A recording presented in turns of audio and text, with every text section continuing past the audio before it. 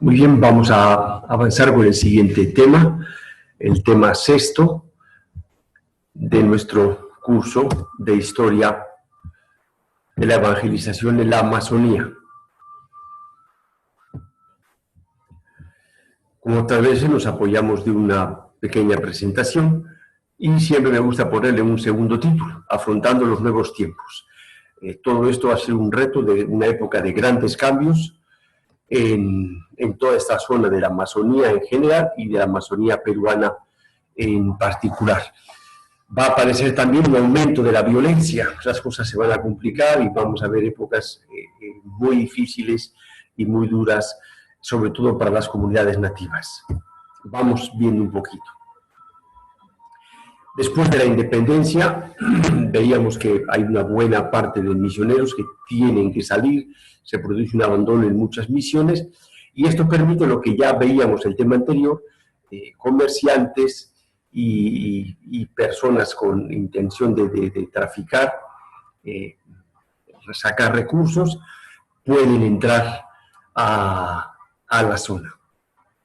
Muchos nativos también se han tirado al monte, digamos así vulgarmente, y permite que puedan entrar también colonos nacionales, principalmente de la sierra, y extranjeros también, europeos, pero también asiáticos, primero chinos y luego japoneses. Bueno, ya habíamos visto incluso antes que los gobernadores eran los principales comerciantes y explotadores, en el doble sentido de la palabra, explotadores de los recursos naturales y explotadores de las comunidades nativas, de los indígenas que vivían en esas zonas. Ya habíamos visto varias veces varios choques. En Maynas el obispo tuvo que salir a defender al mismo gobernador porque los nativos se habían sublevado contra él, hartos de tanta explotación y de tanto. Ya no hay en muy buenas cantidades sacerdotes que defiendan a los nativos. Entonces se sienten desprotegidos, se sienten explotados y toman dos decisiones. Los que son más pacíficos, digamos, se tiran al monte. Hasta ahora todavía encontramos en nuestra Amazonía lo que se llaman las comunidades de aislamiento voluntario. No quieren tener problemas, se han tirado al monte y que lo dejen en paz. Pero hay otros que sí son más belicosos, tanto en el norte como en el centro, en nuestro caso, los asánicas, en el norte los aguajunos, los aguarunas, son pueblos belicosos, los casibos hasta ahora mismo, sabemos que se rayan y te tiran un flechazo en el cuello y se acabó la tontería. Aparecen estos enfrentamientos. También en Maynas otra vez, el obispo tiene que salir a defender al gobernador porque prácticamente los quieren expulsar. Consiguen muchas veces expulsar a los colonos. Aquí en San Ramón conocemos el tema perfectamente. Tuvo que aparecer el fuerte de Ramón Castilla, de ahí viene el nombre de San Ramón, precisamente por eso, porque los nativos no quieren que ingresen nadie a sus territorios. Estamos hablando, el fuerte de San Ramón es 1847. El gobierno republicano publica leyes en favor de los indígenas. Y va a pasar lo mismo que pasaba en la época de la colonia. Las leyes se publican en Lima, pero aquí, hasta que las leyes llegan, hasta que se hacen caso, quién se encarga de cumplirlas, quién se encarga de verlas, lo cierto es que la mayor parte de las leyes tampoco se cumplen. En muchos casos, como pasaba en la época de la colonia, son los sacerdotes, los obispos, los principales defensores de los nativos. Va a aparecer, por lo tanto, un nuevo enfrentamiento entre los comerciantes, los patrones de lo que ahora llamamos las haciendas, con los misioneros. Los comerciantes lo que quieren es que les den materia prima para ellos comerciar, los patrones quieren que trabajen para ellos todo lo que puedan, y como hay muchos indios, pues si se mueren no importa, cojo otros. Vamos a ver auténticas barbaridades que se van a llegar a hacer. Y las misiones, los misioneros, lo mismo que pasó cuando hablábamos de la expulsión de los jesuitas, sigue pasando ahora. Son los misioneros, los franciscanos, los diocesanos principalmente, los que los van a defender. Y se va a producir este enfrentamiento. A veces van a buscar legalmente, con mentiras, con trampas, con difamaciones, o a veces militarmente van a votar a los misioneros o quitarles la influencia para que ellos puedan hacer su mañosería y su explotación a su gusto. Aparece una figura importante que hasta prácticamente unos años se sigue dando en la Amazonía, el compadrazgo. ¿Qué consiste? El patrón se convierte en padrino de sus trabajadores. Los hijos de sus trabajadores los hace bautizar como padrinos, se convierten en sus ahijados. Entonces el ahijado tiene un vínculo con el patrón, con su padrino. Él piensa que el patrón le va a proteger, le va a ayudar, no le va a hacer falta lo indispensable, pero en realidad lo que sucede, y a veces hasta ahora sigue sucediendo, los padrinos se aprovechan de sus ahijados, de tal manera que llegan a convertirse casi en esclavos. Y se va a producir en buena parte de la Amazonía la esclavización, si lo podemos decir así, o la reducción a la esclavitud de muchas comunidades, de muchos nativos. Van a ser vendidos, traficados, auténticas barbaridades. Como no haya sacerdotes suficientes, los mismos padrinos, los mismos patrones, los mismos comerciantes son los que los bautizaban. Varios obispos, en concreto el de Maynas, al norte, va a prohibir bajo excomunión que bauticen a nadie, a no ser que sea en caso de extrema emergencia, o sea, porque alguien se esté muriendo, pero si no, prohibía que bautizasen precisamente para esto, porque se convertía la religión, como tantas veces ha sucedido, en una forma de explotación, de sometimiento de las gentes. Aquí tenemos una foto de Iquitos, ¿sí? La gran riqueza económica que se movió. Aparece un comercio entre Perú y Brasil, que, como siempre, va a beneficiar a unos pocos. Se produce una economía de mercado en la que hay unas materias primas y unas materias derivadas que se van llevando de Perú a Brasil, de Brasil a Perú, pero para ganancia de unos pocos, intereses individuales y lucrativos y una estratificación étnico-social. Por un lado están los magnates, que diríamos ahora, los colonos, los terratenientes, los patronos, como los queramos llamar, que son los que ganan mucho dinero a costa de los indígenas, que son los que van a vivir prácticamente como peones y en muchos casos como esclavos. Como hay un movimiento económico y un movimiento de dinero, pues todo el mundo quiere meter la cuchara y las personas que tienen un cierto nivel económico quieren vivir bien. Entonces se van estableciendo el correo para que haya más o menos un movimiento con la capital, se van estableciendo las municipalidades y para defender los intereses comerciales aparecen estas unidades militares. Como repito, el caso del fuerte de San Ramón, aquí en el 1847. No siempre es tan claro distinguir la finalidad de estas unidades militares, si es para defender los intereses de la población o es para defender los intereses de unos pocos en contra de los nativos. El discurso ha sido siempre el mismo. Los nativos no permiten que el país se desarrolle. Y lo que vemos aquí ya ha sucedido en la historia del Perú, en la historia de América Latina y en la historia de todo el mundo, que normalmente en este tipo de casos no se produce el desarrollo del país. Lo que se produce es una ruina total y absoluta, porque lo que hay es unos pocos que ganan mucho, se dedican a desperdiciarlo miserablemente en auténticas tonterías y al final queda el terreno empobrecido, la población diezmada, empobrecida, aplastada, desconfiada de todo el mundo, como pasa hasta ahora con muchas comunidades nativas, que son muy desconfiados. ¿Por qué? Porque se han aprovechado de ellos por siglos y ya están hasta el gorro y ya no se fían de nadie. Bueno, curiosamente en 1853 aparece la educación obligatoria en el Perú para los niños de 7 a 15 años, pero en casi toda la zona de la selva no había escuelas, más que las escuelas de los misioneros. Así que lo que hemos visto con Fujimori de dar computadoras a escuelas que no tienen energía eléctrica, no lo ha inventado Fujimori, sino que ya viene desde mucho antes. En Lima dan las leyes, pero desconocen completamente la realidad en el resto del país. Como vemos que sucede ahora, también con la época de la pandemia, están dando cosas que demuestran que no conocen para nada la realidad compleja y rica, variada del Perú. En la época también se produce una escasez grande de sacerdotes, habíamos visto, y Se produce también, curiosamente, como ya se puede ingresar a la selva, gran cantidad de exploraciones y de expediciones científicas. Ya no serán los misioneros los que hagan este trabajo, que de alguna manera lo siguen haciendo, sino que ya serán expediciones que vienen principalmente del extranjero, Inglaterra, Francia, Estados Unidos también, hacen expediciones, exploraciones científicas acá. Los datos normalmente se los van a llevar, los van a publicar en Europa, y aquí esto va a llegar de rebote muchos años después.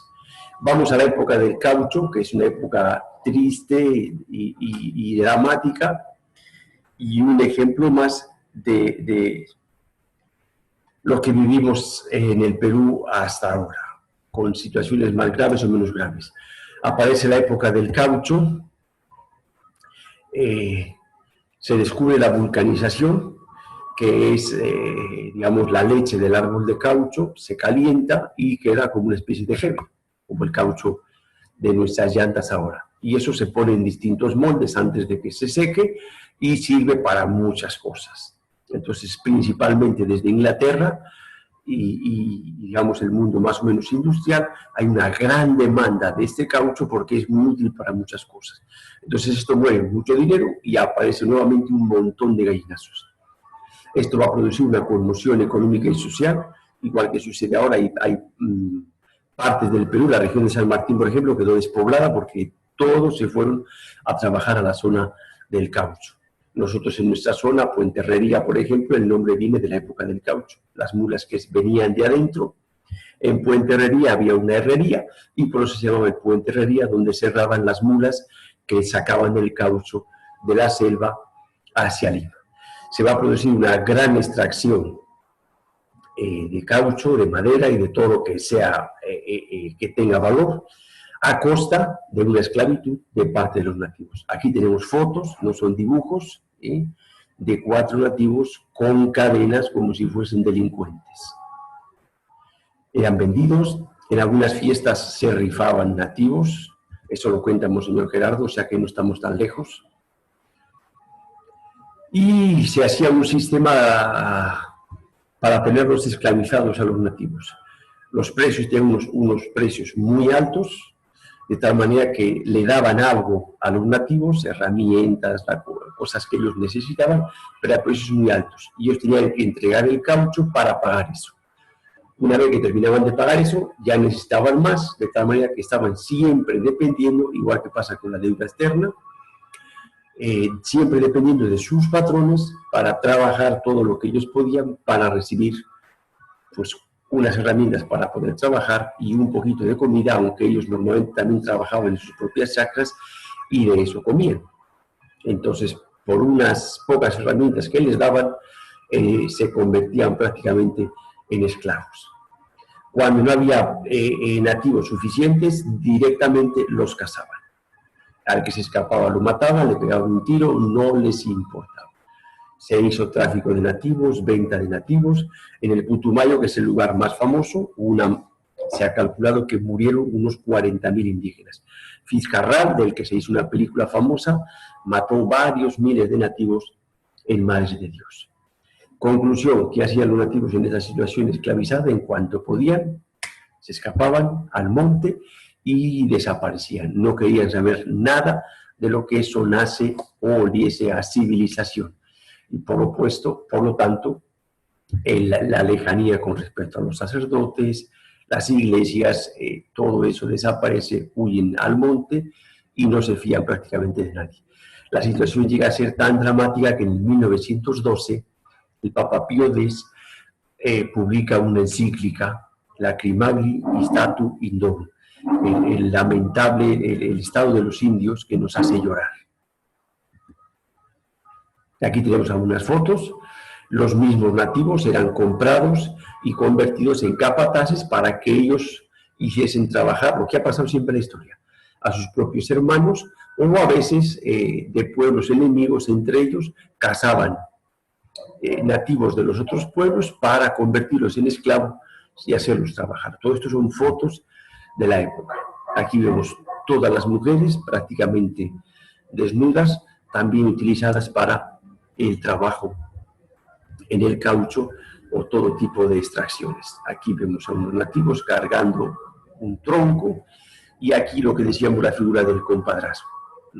El compadre, el patrón, buena gente, aparentemente, bautiza a los niños, se convierte en su padrino, en compadre de los papás, pero en realidad lo que se convierte es en explotador de ellos. Decíamos antes, toda esta riqueza, porque movió mucho dinero, no se invirtió nada en la zona. Estaba prohibido que sacasen las semillas precisamente para evitar que se llevasen la riqueza.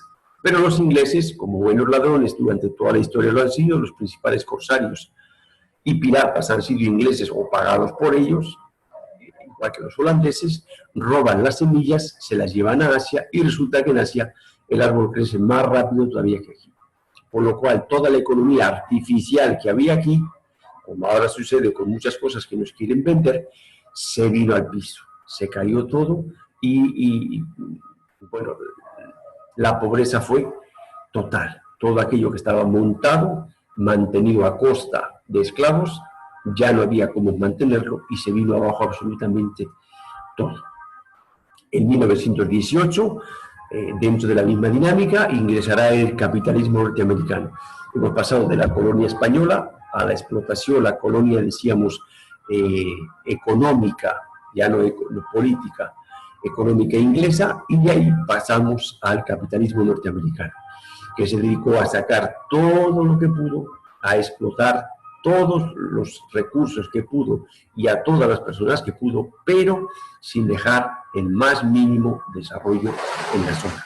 Igual que vemos ahora en muchas zonas donde están sacando petróleo, supuestamente iba a subir el Producto Interior Bruto, que no sé cuántas cosas, pero en la zona lo que se ve son alguna escuelita, algunas cositas por ahí, pero algo de desarrollo sostenible en el tiempo, pocas veces se ve algo de ese desarrollo sostenible en el tiempo. Las emigraciones europeas y nacionales propagan un cierto catolicismo popular, lo que más o menos quedó en la colonia, y hace que en buena parte de la Amazonía haya un sustrato de un catolicismo popular. Había muy poco clero, prácticamente, recordemos, votando a los jesuitas, las congregaciones religiosas, la mayoría se dedicaron a sus conventos en las grandes ciudades, en la costa o en las grandes ciudades de la sierra, haciendo algunas incursiones misioneras de vez en cuando. Los que había prácticamente eran los sacerdotes diocesanos, básicamente de la diócesis del norte de Maynas, y los franciscanos.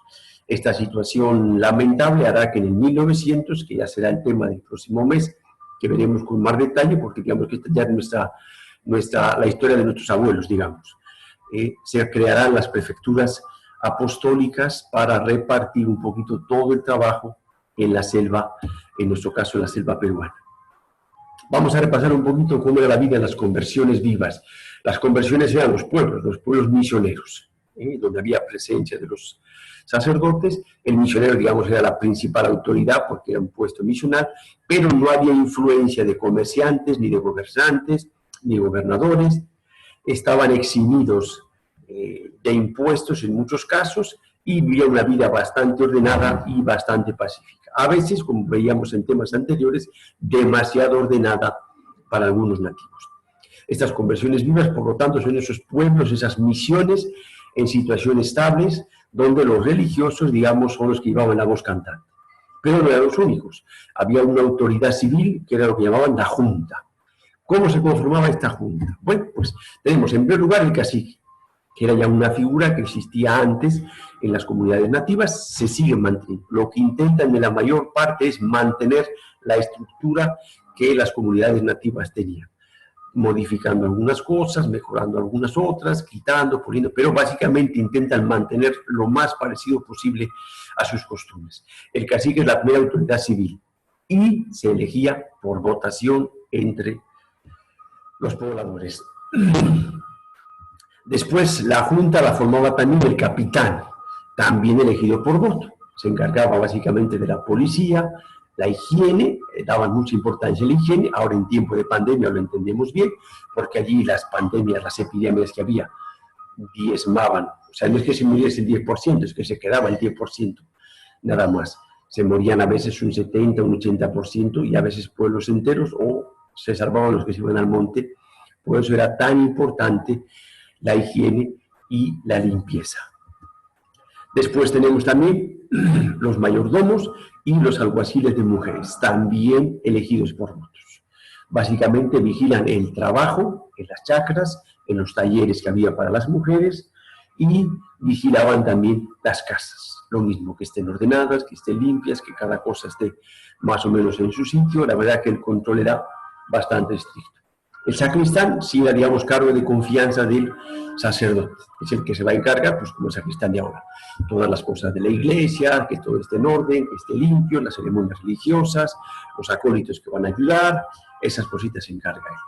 Y luego la junta es la que elige a los comisarios y los fiscales. Los fiscales de alguna manera son los ayudantes de los sacerdotes y los comisarios llevan también cierto trabajo, revisión del trabajo, del orden y de esas cositas. El papel del sacerdote. El padre debía de ser de alguna manera el padre de todos. Tenía que tratar a todos por igual. Ahora algunas veces nos pasa también así, quizá no sea tan exagerado, pero tiene que intentar tener cuidado, porque en cuanto muestres más preferencia por una familia que por otras, ya está el lío montado. Bueno, pues acá sucedía lo mismo, pero más todavía, porque digamos en pueblo chico, infierno grande. Tenía que tratar a todos por igual. Ser cariñoso con los niños, hablador, entrador, diríamos hoy, campechano, y chistoso. Los nativos, los que los conocemos, sabemos que tienen buen humor y les gusta reír. Entonces, de alguna manera, el padre intentaba ser chistoso, entrador con ellos, para ganarse el cariño y la confianza de ellos, de tal manera que era el papá de todos. A él le llamaban cuando había problemas. Él les escuchaba, llamaba a la junta y él lo castigaba. La junta era la que tenía que hacer el castigo. Él, digamos, le hacía una especie de discurso invitando a uno al arrepentimiento y a reconocer la falta, a la junta a ser justos, a no ser excesivos en el castigo, pero él no es quien castigaba. Eso es una cosa muy sencilla y de sentido común. Si yo quiero ser el padre de todos, no puedo ser el malo de la película, como a veces pasa en los colegios de las monjitas. La superior es la mala. Entonces, claro, nadie quiere ser religiosa, porque nadie quiere ser la mala de la película. Bueno, aquí, algo parecido sucedía aquí. ¿Sí? El sacerdote era el papá de todos.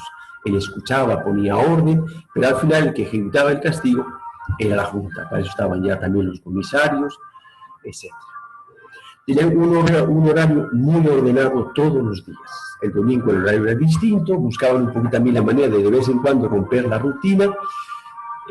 Veremos después un poquito cómo. Pero tenían parecido a lo que hemos visto en temas anteriores. Sus oraciones, la exhortación del misionero, la exhortación del cacique, que conversaba con el misionero más o menos de qué temas iban a ir conversando, de qué cosas había que ir viendo, qué permisos había que ir ajustando dentro de la comunidad. Ahí venía esa exhortación que se hacía en la mañana. La misa, el trabajo, la escuela, la catequesis o el catecismo, y la charla con el misionero. Él iba paseando en la noche, con unos, con otros, charlaba con uno, charlaba con otro. Si había un problemita les escuchaba, si no, pues les contaba alguna historieta de la vida de los santos, o de la Biblia, de los patriarcas, etcétera, etcétera. Se daba su tiempito para charlar con la gente, contarles sus cositas, y también ellos que le pudiesen contar sus cosas a él. La casa de misión tenía una parte reservada a la clausura, las habitaciones propiamente de los padres, pero todo lo demás estaba siempre abierto. Era la casa de todos. Estas conversiones, estos pueblos venían a ser una gran familia, en la que el sacerdote era el padre de todos y había esa confianza para entrar, para salir, para hablar. Pero sí era muy importante, digamos, la honestidad, la probidad del sacerdote. Y los mismos nativos son los que comprobaban y probaban. A veces levantaban a alguna mujer, a ver si le calentaba un poco la cabeza, y veían la coherencia de vida del sacerdote. Una vez que el sacerdote demostraba su coherencia de vida, su autenticidad entre lo que decía y lo que vivía, lo que predicaba y lo que practicaba, digamos que le veneraban como un padre. Los forasteros se tenían mucho cuidado con ellos, porque muchas veces venían a revolver el pueblo, a sacar su ganancia, y en muy poco tiempo echaban por tierra todo el trabajo de tantos años. Entonces se les trataba muy bien, como al mismo Jesucristo, se les hospedaba en el convento, pero no podían ingresar a la casa de los neófitos. Si querían hacer alguna compra, alguna cosa, con la persona encargada, es con quien hacían las compras y las ventas. Cuando ellos tenían que hacer alguna compra también fuera del pueblo, el sacerdote con los responsables iban, hacían las compras, pero se evitaba, digamos, esta especie de contaminación desde el exterior, porque en muy poco tiempo normalmente revolvían al pueblo, empezaban a meter cizaña por interés propio, claro. Ellos veían ahí mucha riqueza y decían, pues esto está desperdiciado. Claro, desperdiciado para ellos es que no es para mí, es para todos. El punto de vista es completamente distinto. La idea con el tiempo siempre ha sido en la iglesia así, que las misiones vayan creciendo, vayan madurando y pasen a ser parroquias, los vicariatos, territorios de misión pasen a ser diócesis. Esa era la idea. No siempre se conseguía, porque a veces los mismos nativos se habían acostumbrado a los padres religiosos y no querían que vengan otros. A veces los obispos no tenían sacerdotes suficientes para atender esto y decían, no, sigan ustedes manteniéndolo, etc. Y también es importante, hemos ido viendo cómo en esta evangelización de la selva el trabajo no era exclusivamente de los religiosos, sino que los laicos, en la medida que se iban convirtiendo, han tenido también un gran papel en esta evangelización. Han sido guías por los caminos, intérpretes, maestros de costumbres, de las zonas, los mapas, las aves, las plantas, lo que se puede comer, lo que no se puede comer. Todo eso ellos lo han ido enseñando a los misioneros. Han sido colaboradores con ellos y agentes pastorales. Muchas veces ellos eran los que aprendían la lengua, perdón, esa el castellano y la doctrina. Y ellos eran los que adoctrinaban a nosotros. Y muchos de ellos también han sido mártires de sus propios hermanos o de otros pueblos nativos distintos, pero ha habido un papel importante de los laicos en toda la evangelización de la selva amazónica. En cuanto al sostenimiento de las misiones, habíamos visto que en la época de la colonia estaba más o menos claro con el patronato regio. A veces había algunos inconvenientes, pero más o menos el virrey y los intendentes ayudaban a los misioneros, porque había una labor civilizadora, que decimos ahora, por parte de los misioneros, que hacía presente a la corona, a los virreyes, a las intendencias en distintos lugares. Abrían caminos, hacían mapas, entonces digamos que lo que se va por lo que se viene, había una colaboración mutua. Esto se intentó hacer después de la independencia también, en una especie de patronato, ya no regio, sino patronato republicano, pero no funcionó tan bien. El Congreso Nacional asignaba una cantidad anual, pero normalmente nunca llegaba. Por el camino, uno cogía un poco, otro poco, otro poco, con lo cual vemos que los siglos han pasado, pero la situación sigue siendo muy parecida. Los franciscanos buscan en Lima asociaciones que apoyen a las misiones. Y entonces van buscando grupos normalmente de laicos que van promoviendo actividades, colectas, rifas, etcétera, etcétera, para recaudar fondos para las misiones en la zona de la selva. El arzobispo de Lima aprobará estas asociaciones, hay una asociación en concreto de los franciscanos, y promoverán todo este tipo de apoyo a las misiones en la selva. Luego, desde fines del siglo XIX, se funda en Roma la obra de la propagación de la fe, que hasta ahora sigue funcionando. Los vicariatos seguimos recibiendo una ayuda económica y en ciertos modos de otros tipos también, de la Pontificia Comisión para la Propagación de la Fe. No es suficiente ni mucho menos, pero un poco de acá, un poco de allá, un poco de allá, y la divina providencia lo va completando todo, se va saliendo adelante. Pero claro, indudablemente aquí hay un gasto fuerte. A veces compraban esclavos entre un pueblo y otro cuando tenían guerras. Los que quedaban reducidos, los que perdían la guerra, digamos, se convertían en esclavos, y los misioneros les compraban como esclavos para después dejarlos en libertad. Luego su sostenimiento, los regalos que tenían que dar a las comunidades, hasta ahora prácticamente es así. Tú vas a una comunidad nativa que esté un poquito metida en el monte y no puedes ir con las manos vacías. Tú tienes que llevar algo. Tú haces la visita, ellos también te van a retribuir con algo, pero no puedes ir con las manos vacías. y luego ayudar a mucha gente en medicinas, etcétera, etcétera. Todo eso requiere de muchos gastos. Hay personas particulares y institutos religiosos masculinos, pero principalmente femeninos, se van a dedicar a esto, a apoyar a las misiones. Después, ya a partir del siglo XIX, del siglo XX, veremos que entra una gran cantidad de institutos religiosos femeninos, ya no desde afuera con la oración y los recursos, sino como agentes de pastoral, protagonistas en la misión y en la evangelización.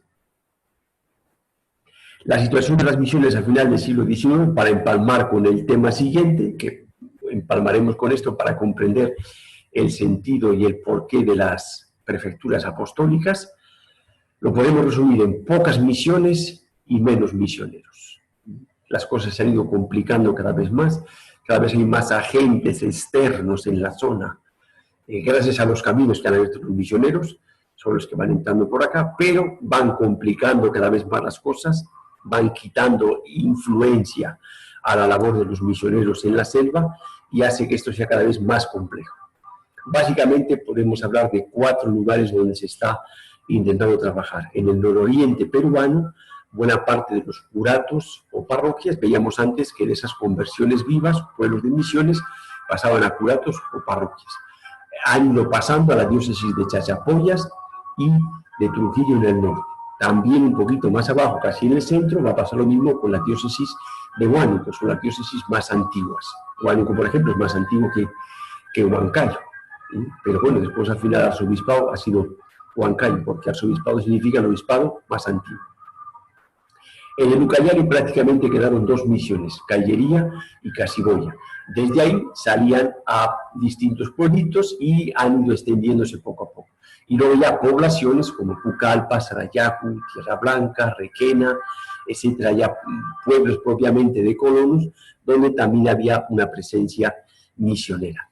En la zona de Selva Central, lo que llamaban Chanchamayo, ahora llamamos Selva Central, está San Luis de Suaro, que fundó, veíamos el tema pasado, el padre Gabriel Sala, Quillasulo, que cerca de lo que ahora es Oxapampa, que era territorio de nativos llanesas, igual que San Luis de Suaro, Soborno, también la zona de nativos llanesas, lo que era antes la misión de Cerro de la Sal, y ya más adentro Puerto Bermúdez y toda esa extensa zona ya de selva baja, de nativos asánicas, también llanesas, pero en su mayoría asánicas.